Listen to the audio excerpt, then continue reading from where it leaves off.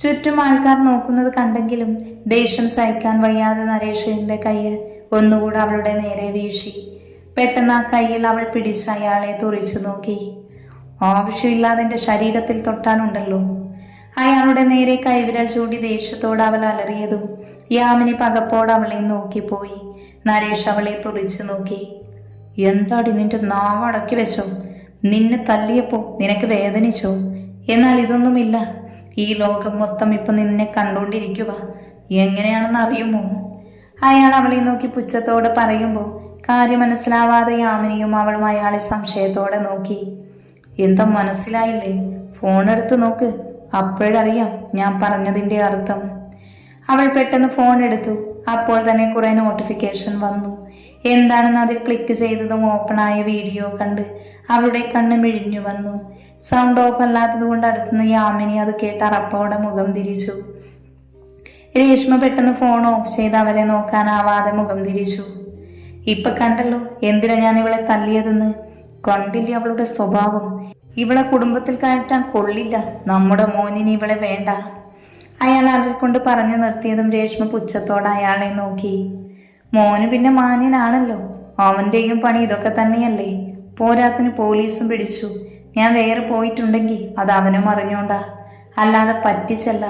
പിന്നെ ഇനിയും ഉപകാരമില്ലാത്ത അവന്റെ കൂടെ നിൽക്കാൻ എനിക്കും താല്പര്യമില്ല. അതുകൊണ്ട് ഞാൻ പോകുന്നു. അവരോട് അത്രയും പറഞ്ഞ് അവൾ ഇറങ്ങിയതും യാമിനി അയാളെ നോക്കി. അവരോട് മറുപടി പറയാനില്ലാത്ത പോലെ അവർ മുഖം തിരിച്ചു കളഞ്ഞു. വീഡിയോ എല്ലാവരും കണ്ടതോടെ രേഷ്മയ്ക്ക് ആകെ ഭ്രാന്ത് പിടിച്ചതുപോലെയായി. അവൾ അറിയാവുന്നവരെല്ലാം വിളിച്ചു താമസിക്കാൻ ഇടം തേടി. അവൾ ഒരുപാട് അലഞ്ഞു. എബിനെ വിളിച്ചിട്ടും അവൻ കോൾ അറ്റൻഡ് ചെയ്യുന്നില്ല. അതോടെയുള്ള സമാധാനവും പോയി കിട്ടി. അവസാനം അവൾക്കൊരു കോള് വന്നു. അപ്പുറത്തുനിന്ന് പറയുന്നതെല്ലാം സമ്മതം മൂളി. അവൾക്ക് അവിടെയുള്ള പോകാനുള്ള വണ്ടി വന്നതും അതിൽ കയറി. ഇനിയുള്ള തന്റെ ജീവിതം എങ്ങനെയാണെന്ന് അവൾ അറിഞ്ഞിരുന്നില്ല ആ നിമിഷം. രേഷ്മയുടെ കാര്യമറിഞ്ഞ് വിദ്യയ്ക്കാകെ നാണക്കേടായി. വീട്ടിൽ വന്ന സമയം കുഴപ്പമില്ലാതെ പോയെങ്കിലും പോകെ പോകെ അവിടുത്തെ വേലക്കാരിയായി മാറിയിരുന്നു വിദ്യ. ശിവനോടുള്ള ദേഷ്യത്തിൽ തിരിച്ചു പോകാനും വയ്യാതെയായി. കോടതി വിധി അറിഞ്ഞു ശിവൻ നേരെ വന്നത് അങ്ങോട്ടാണ്. എന്നാൽ കയ്യിലൊന്നുമില്ലാത്ത വിദ്യയ്ക്കും വീട്ടുകാർക്കും വേണ്ട. അതോടെ ഇങ്ങോട്ടോ പോയി. ഓ, എന്നാലും അവൾ ഇങ്ങനെ ഒരു പെണ്ണാണ് എന്ന് അറിഞ്ഞില്ലല്ലോ. അകത്തുനിന്ന് കേൾക്കുന്ന സംഭാഷണം വിദ്യയ്ക്ക് തൊലിയുരിയുന്ന പോലെ തോന്നി. എന്തു ഭാഗ്യം കൊണ്ടാണ് അന്ന് അവൾ പോയത്. ഇല്ലെങ്കിൽ ഇപ്പൊ നമ്മുടെ കുടുംബമടക്കം നാണം കെട്ടെങ്ങി. അതെ, എന്നാലും അവൾക്ക് എങ്ങനെ തോന്നുന്നു? പറഞ്ഞിട്ട് കാര്യമില്ല. നല്ലത് പറഞ്ഞു വളർത്തിയെടുക്കാൻ അവർക്ക് നേരമില്ലല്ലോ. പണത്തിനും പദവിക്കും പിന്നാലെ ഓടുവല്ലേ അച്ഛനും അമ്മയും. ആ ചെറുക്കൻ മാത്രം കുഴപ്പമില്ല. അതെ, ലച്ചുമോളുടെ കൂടെയല്ലേ വളർന്നത്. അതാവൻ നന്നായത്. ഇതിപ്പോ ലോകം മൊത്തം കണ്ടില്ലേ, പിന്നെ കാണാതെയാണോ? എന്ത് പറയാൻ ഇതിനൊക്കെ? നമുക്ക് ഈ കാര്യം വിടാം. അതെ, ഇത് കേട്ട് അഗ്നി വന്നാ പിന്നെ അത് മതി. അതോടെ ആ സംസാരം അവിടെ തീർന്നിരുന്നു. കോളേജും വീടുമായി ലച്ചുവും ടീമും ബിസിയായപ്പോൾ അഗ്നിയും കിച്ചുവും എല്ലാം ഓഫീസും ബിസിയായി. ലച്ചുവിന്റെ ഓഫീസും നോക്കേണ്ടത് കൊണ്ട് നിന്ന് തിരിയാൻ സമയമില്ലാതെയായി അവർക്ക്. എക്സാം കഴിഞ്ഞ് കിച്ചന്റെയും ആദിയുടെയും കല്യാണം തീരുമാനിച്ചു. കല്ലു കാർത്തി അവോയ്ഡ് ചെയ്തു തുടങ്ങി. കണ്ടാലൊന്ന് ചിരിക്കുമെന്നല്ലാതെ ഒന്നിനും അവൾ പോകാറില്ല. അവളെ കാണുമ്പോൾ കാർത്തിക്ക് സങ്കടം വരുമെങ്കിലും അവന്റെ ഉള്ളിൽ എന്താണ് എന്ന് ഇതുവരെ അറിയില്ല. ആദ്യമായി പ്രണയിച്ചുകൊണ്ട് നടക്കുന്നു. അവളെ ശല്യം ചെയ്യാൻ നിൽക്കാറില്ല. അങ്ങനെ എല്ലാവരും ഓരോരോ കാര്യങ്ങളും തിരക്കുകളുമായി മുന്നോട്ടു പോകുന്നു. ദിവസങ്ങളും മാസങ്ങളും കടന്നുപോയി. എല്ലാവരുടെയും ജീവിതത്തിൽ മാറ്റങ്ങൾ വന്നു. രോഹിത് വേദന കൊണ്ട് കരഞ്ഞു. മുറിവ് പഴുത്ത് പുഴുവരിച്ചു മരണം കാത്തു കിടക്കുന്നു. ചെയ്തു പോയ തെറ്റുകളും പ്രവൃത്തികളും അവന് കുറ്റബോധം തോന്നുന്നുണ്ടായിരുന്നു. പക്ഷെ കാര്യമില്ലല്ലോ, എല്ലാം കഴിഞ്ഞു. ഇനി ഒന്നിനുമാകില്ല. മകന്റെ വേദനയിൽ മനംനൊന്ത് കഴിയുന്ന നരേഷനും യാമിനിയും.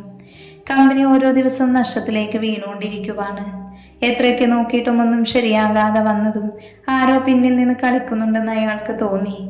അഗ്നിയുടെ കളികളാണിതെന്ന് അയാൾക്ക് മനസ്സിലായതും കമ്പനി കയ്യിൽ നിന്ന് നഷ്ടമായപ്പോഴായിരുന്നു. കേറിക്കിടക്കാൻ ഒരിടം മാത്രമായപ്പോൾ പണത്തിനു വേണ്ടി ഓരോന്നായി വിൽക്കേണ്ടി വന്നു. എല്ലാം കൊണ്ടും തകർന്നു പോയിരുന്നു അയാൾ.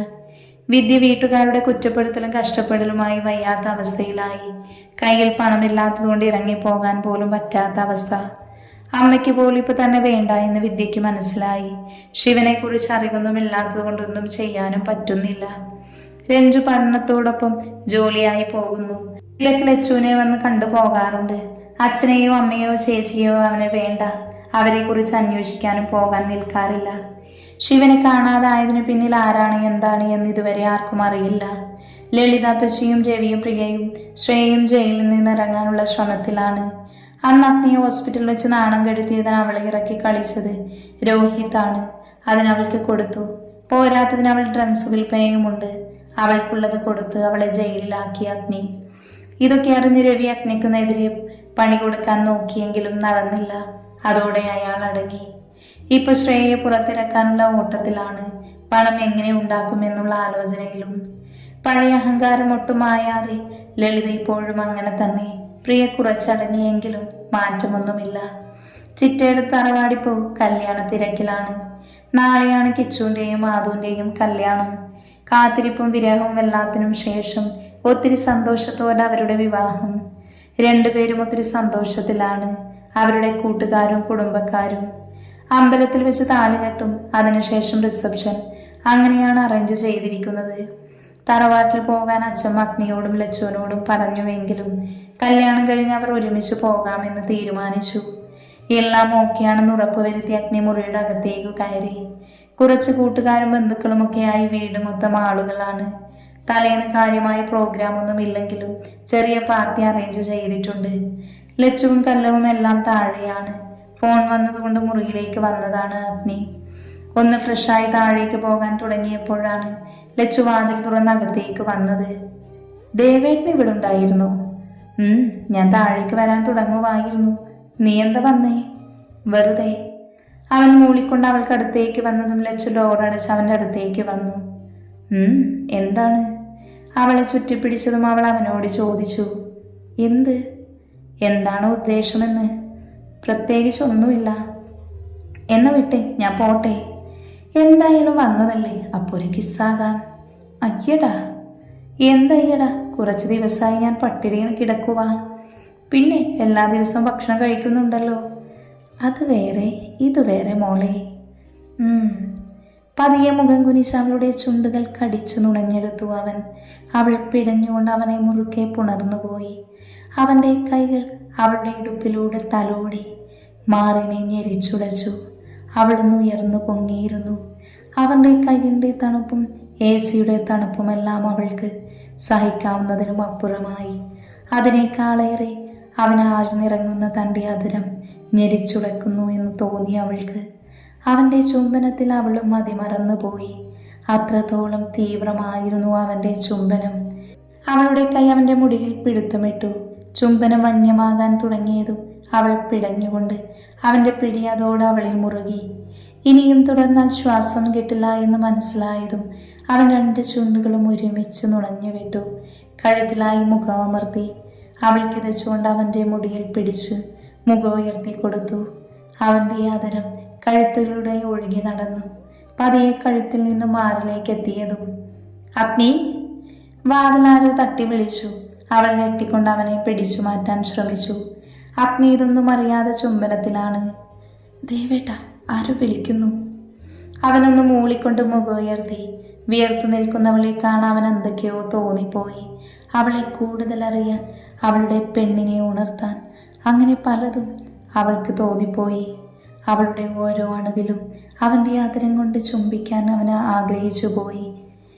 അഗ്നി! പിന്നെയും പുറത്തുനിന്ന് വിളി വന്നതും അവൻ ദേഷ്യത്തോടെ വാതിൽക്കലേക്ക് നോക്കി. ആരോ വിളിക്കുന്നു. ആരാണാവോ ഈ നേരത്ത്? ദേഷ്യത്തോടെ വാതിലിന് നേരെ നടക്കാൻ തുടങ്ങിയതും ലച്ചു അവൻ്റെ കയ്യിൽ പിടിച്ചു. എന്താ? മുഖം കഴുകിയിട്ട് പോകും. അവൻ പെട്ടെന്ന് വാഷ്റൂമിലേക്ക് കയറിപ്പോയി.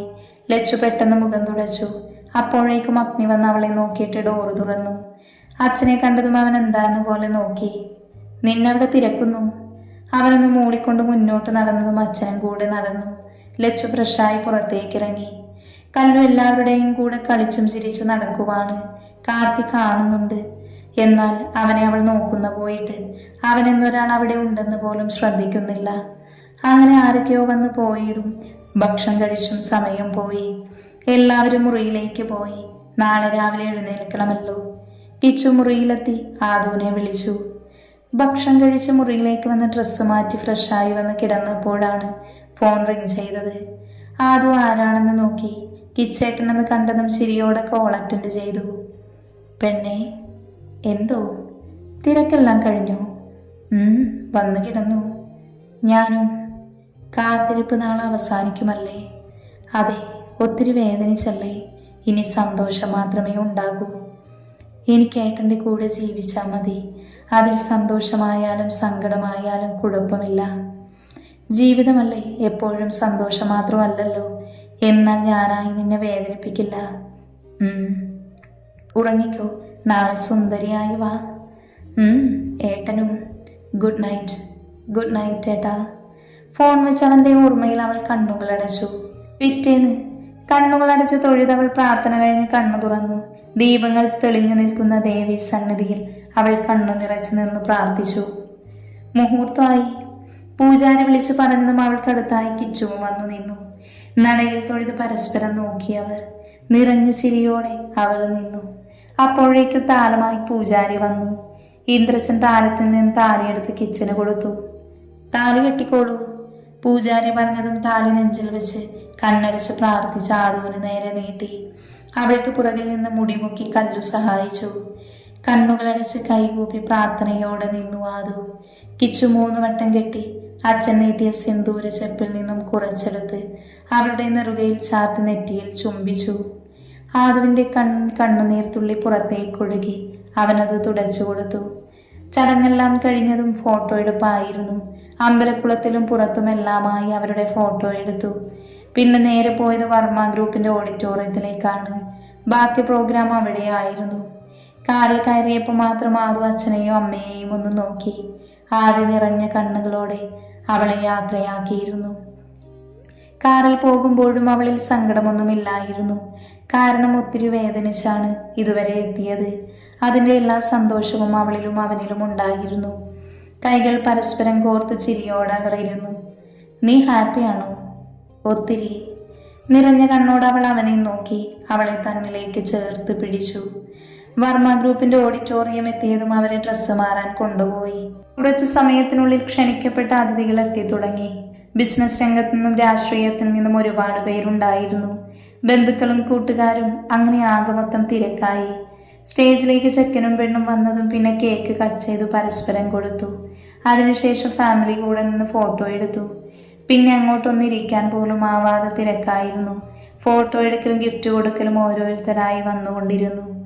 സമയം കടന്നുപോയി. ഭക്ഷണം കഴിക്കാനായപ്പോൾ അവരെ കഴിക്കാനിരുത്തി. അത് കഴിഞ്ഞതും വീട്ടിൽ പോകാനുള്ള സമയമായി എന്ന് അറിയിച്ചു. വന്ന ആളുകളെല്ലാം പോയി തുടങ്ങിയിരുന്നു. വീട്ടിലേക്ക് അമ്മമാരും അച്ഛനും ലച്ചുവും കല്ലുവും പോയി. അവർക്ക് പുറകെ പോകാനിറങ്ങി ബാക്കിയുള്ളവരും. ആദി. അവരെ നോക്കി മാറിന്ന് ആദി അഗ്നി വിളിച്ചു. അവൻ നിറഞ്ഞ കണ്ണു തുടച്ച് അവർക്കടുത്തേക്ക് വന്നു. മോളെ, ഏട്ടൻ കൂടെയുണ്ട്, എന്തുണ്ടെങ്കിലും വിളിക്കണം. അവളുടെ നെറ്റിയിൽ ഉമ്മ വെച്ച് അവളെ പുണർന്നു ആദി. ആദു വിതുമ്പിക്കൊണ്ട് അവൻ്റെ നെഞ്ചിൽ മുഖമർത്തി വെച്ചു. അച്ഛനും അമ്മയും അടുത്തേക്ക് വന്നതും അവൾ അവരെ നോക്കി. ആദു, അനുഗ്രഹം വാങ്ങിക്ക്. ആദി പറഞ്ഞതും കിച്ചുവും അവൾക്കടുത്തേക്ക് വന്നു. അച്ഛൻ്റെയും അമ്മയുടെയും കാലിൽ തൊട്ടു. രണ്ടുപേരും നിറഞ്ഞ കണ്ണോട് അവരുടെ തലയിൽ കൈവച്ചു. നന്നായി വരും. അച്ഛൻ്റെ ഇടറിയ ശബ്ദം അവൾക്ക് സങ്കടം തോന്നി. പെട്ടെന്ന് എഴുന്നേറ്റ് അച്ഛനെയും അമ്മയെയും കെട്ടിപ്പിടിച്ചു. ഞങ്ങൾ ഇറങ്ങട്ടെ. അവരോട് യാത്ര ചോദിച്ചു ചെക്കനും പെണ്ണും അഗ്നിയും അച്ഛന്മാരും വണ്ടിയിൽ കയറി. വാ പോകാം. ആദ്യം അച്ഛനോടും അമ്മയോടും പറഞ്ഞ കാറിലേക്ക് കയറി. കണ്ണുകൾ തുടച്ച് അവരും പുറകെ കയറി. കാറ് നിർത്തിയതും ആദു കിച്ചുവിനെ നോക്കി. ഇറങ്ങിക്കോ. അവർ കാറിൽ നിന്നിറങ്ങി നിലവിളക്കും താലവുമായി അമ്മമാരും ലച്ചുവും കല്ലുവും നിൽക്കുന്നു. അവരെ ഒരുമിച്ച് നിർത്തി താലമൊഴിഞ്ഞ് നിലവിളക്ക് അവളുടെ കയ്യിൽ കൊടുത്തു. വലതുകാല് വെച്ച് കയറി വാ മോളെ. അവൾ വലതുകാല് വെച്ച് അകത്തേക്കു കയറി. പൂജാമുറിയിൽ വിളക്ക് വെച്ച് പ്രാർത്ഥിച്ച് പുറത്തേക്ക് വന്നതും അവർക്ക് മധുരം കൊടുത്തു. കുറച്ച് ബന്ധുക്കൾ അവൾക്ക് ചുറ്റും വന്നു. കുറച്ച് സമയമായതും അമ്മ അവൾക്കടുത്തേക്ക് വന്നു. കല്ലു, ലച്ചുമോളെ മുറിയിലേക്ക് കൊണ്ടുപോയിക്കോ. മോള് ഫ്രഷായി കിടന്നു, ക്ഷീണം ഉണ്ടാകും. അവളെ മുറിയിലേക്ക് കൊണ്ടുപോയി. കിച്ചുയിടക്ക് അവിടെ വന്ന് അഗ്നി വിളിച്ചപ്പോൾ പോയി. അതുകൊണ്ട് അവനെ പിന്നെ കണ്ടതേയില്ല. കല്ലുവിൻ്റെ മുറിയിലേക്കാണ് അവളെ കൊണ്ടുപോയത്. ആഭരണങ്ങളെല്ലാം അഴിച്ച് അവളെ കുളിക്കാൻ പറഞ്ഞു വിട്ടു. എന്നാൽ ഞാൻ പോയി കുളിച്ചു വരാം. അവൾ ഇറങ്ങുമ്പോൾ നീ ഫ്രഷാക്. ലച്ചു പോയതും കല്ലു ബെഡിലേക്ക് കിടന്നു. പെട്ടെന്ന് അവൾക്ക് കാർത്തികയെ ഓർമ്മ വന്നു. കല്യാണ തിരക്കിൽ എല്ലാം അവന്റെ കണ്ണുകൾ അവളിലായിരുന്നു എന്ന് കല്ലുവിനറിയാം. എന്തോ ആ നോട്ടം അവൾക്ക് പ്രതീക്ഷയൊന്നും നൽകിയില്ല. ഇത്ര നാളുമില്ലാത്ത പ്രതീക്ഷ ഇനി എന്തിന് എന്ന് അവൾക്ക് തോന്നിപ്പോയി. ഇനിയും ഓരോന്നോർത്തിരുന്ന് സഹിക്കാൻ പോലും പറ്റില്ല എന്ന് മനസ്സിലായതും എഴുന്നേറ്റ് ആഭരണങ്ങൾ ഓരോന്ന് അഴിച്ചു മാറ്റാൻ തുടങ്ങി. കുളിച്ചു കഴിഞ്ഞ് ആദു പുറത്തേക്ക് വന്നു. നീ വന്നോ? നീ കിടന്നോ? ഞാൻ പെട്ടെന്ന് ഫ്രഷായി വരാം. ആദു ക്ഷീണം നിറഞ്ഞ കണ്ണോടെ ബെഡിലേക്ക് കിടന്നതും കല്ലു വാഷ്റൂമിലേക്ക് പോയി. ആദു കിടന്നതേ ഉറക്കം പിടിച്ചു. അത്രയ്ക്ക് ക്ഷീണം ഉണ്ടായിരുന്നു. ലച്ചു ഫ്രഷായി വന്ന് ബെഡിലേക്ക് കിടന്നു. കല്ലുവിൻ്റെ അടുത്തേക്ക് പോകണമെന്ന് വിചാരിച്ചു. എങ്കിലും അവൾ അവിടെ കിടന്നു പതിയെ ഉറക്കത്തിലേക്ക് വീണു. സമയം കടന്നുപോയി. തിരക്കെല്ലാം കഴിഞ്ഞ് മുറിയിലേക്ക് വന്ന് അഗ്നി കാണുന്നത് ഉറങ്ങുന്ന ലച്ചുവിനെ. അവളെ നോക്കിയിട്ട് അവൻ ഫ്രഷാകാൻ കയറി. തിരിച്ചു വന്ന് അവൾക്കടുത്തായി കിടന്നു. അവനും മയക്കത്തിലേക്ക് വീണുപോയി. കിച്ചു ഡോറ് തുറന്ന് അകത്തേക്കു കയറി. അവിടെ ആദുവിനെ കാണാതെ വന്നതും കല്ലുവിൻ്റെ കൂടെ ഉണ്ടാകുമെന്ന് അവന് മനസ്സിലായി. പെട്ടെന്ന് ഫ്രഷായി പുറത്തേക്ക് വന്നതും അവന് ബെഡിലേക്ക് കിടന്നു. സമയം പോയതൊന്നും അവരറിഞ്ഞില്ല. വാതിൽ തട്ടി വിളിക്കുന്നത് കേട്ടാണ് അവൻ കണ്ണു തുറന്നത്. പിന്നെ എഴുന്നേറ്റ് ഡോറ് തുറന്നു. മുന്നിൽ നിൽക്കുന്ന ആളെ കണ്ടതും അവൻ എന്താന്ന് പോലെ നോക്കി. ഉറക്കം മതി, താഴേക്ക് വാ, അമ്മ വിളിക്കുന്നു. അവളെന്തേ? അവൾ താഴേക്ക് പോയി. ഞാനിപ്പോൾ വരാം. കല്ല് പോയതും അവൻ ഫ്രഷാകാൻ കയറി. ഹാളിലിരുന്ന് എല്ലാവരും സംസാരത്തിലാണ്. കിച്ചു വന്നതും അവൻ അഗ്നിയുടെ അടുത്തിരുന്നു. കല്യാണ ചർച്ചകൾ അവിടെ ഉയർന്നപ്പോൾ പെണ്ണുങ്ങൾ അവരുടെ ചർച്ചകളിൽ മുഴുകി. കുറച്ചു കഴിഞ്ഞതും അമ്മമാർ ഭക്ഷണം കഴിക്കാൻ വിളിച്ചു. അച്ഛന്മാരും അച്ചാച്ചനും അച്ഛമ്മയും അഗ്നിയും കിച്ചുവും ഇരുന്നു. അവർക്ക് വിളമ്പിക്കൊടുത്ത് പെണ്ണുങ്ങൾ മാറി നിന്നു. അവർ കഴിച്ചു കഴിഞ്ഞതും അവരും ഇരുന്നു. കഴിച്ചു കഴിഞ്ഞതും ആദുവിനെ ഫ്രഷാവാനായി പറഞ്ഞു വിട്ടു. അവളെ സാരി ഉടുപ്പിച്ച് കഴിഞ്ഞതും കയ്യിൽ ഒരു ഗ്ലാസ് പാൽ കൊടുത്തു. അവളെ കിച്ചുവിൻ്റെ മുറിയിലേക്ക് കൊണ്ടു ചെന്നാക്കാൻ കല്ലുവും ലച്ചുവും കൂടെ ഉണ്ടായിരുന്നു. D happy first night. നീ പൂടി. കല്ലു അവളെ കളിയാക്കിയതും തിരിച്ചു പറഞ്ഞവൾ വാതിൽ തുറന്ന് അകത്തേക്കു കയറി. നമുക്ക് പോകാം, ഇനി നമ്മുടെ ആവശ്യമില്ലല്ലോ ഇവൾക്ക്. എൻ്റെ കല്ലു, നിന്നെ കൊണ്ട്. അവൾ അവരുടെ മുറിയിലേക്ക് പോയി. ആദു കിച്ചുവിൻ്റെ അരികിലേക്കും.